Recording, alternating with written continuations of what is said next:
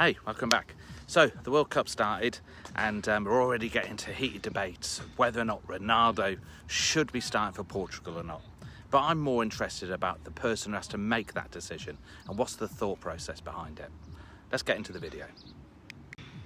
Now, it's easy for us sitting at home really to sort of have these sort of opinions, isn't it? It's easy to say, drop him. You know, he's had his day, he's too old.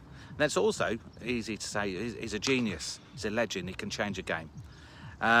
Because we've got no consequences to our actions for our sort of selection dilemmas. There's only one person who has got the real consequences sitting on their shoulders, and that's the manager.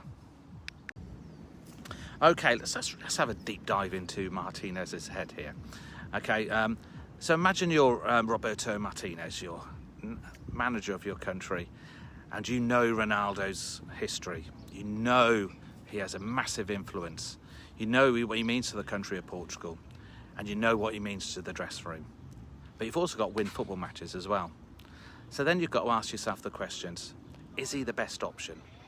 Does his presence help the younger players? Do the other players become too reliant on him? And what happens if you bench him? What happens if you don't? So this is when it becomes a wider sort of discussion around about leadership and management of dressing rooms, players, and players' egos as well. But also, let's have a think about the human side of these decisions as well.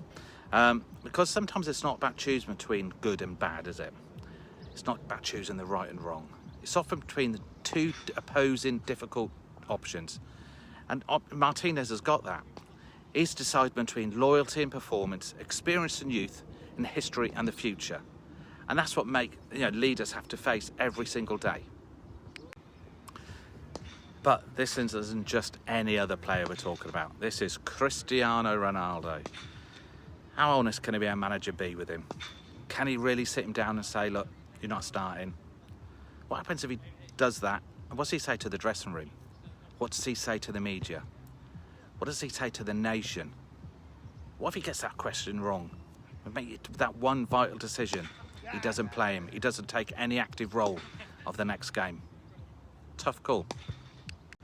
Okay, but let's also talk about the elephant in the room. Lionel Messi. He's not the main story here. It's just added pressure. I mean, would we be even having this conversation if Messi hadn't won the World Cup last time?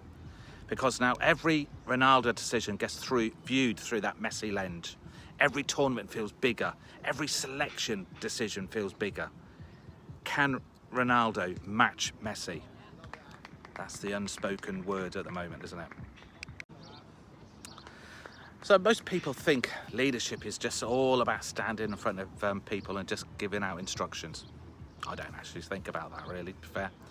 I think leadership is making a difficult decision when nobody else knows the right answer, then having the courage to live by that outcome. Whether Ronaldo starts or doesn't start isn't actually the interesting question. The question is, what impact on the game does he make? Does he draw attention from the opposition to free up space for other team members? Or does he pull out one of those moments of pure genius? I guess you roll the dice and you take the chances. Who'd be a manager, eh? If you were the manager, what would you do? I hope you've enjoyed this video and you're enjoying the World Cup at the moment.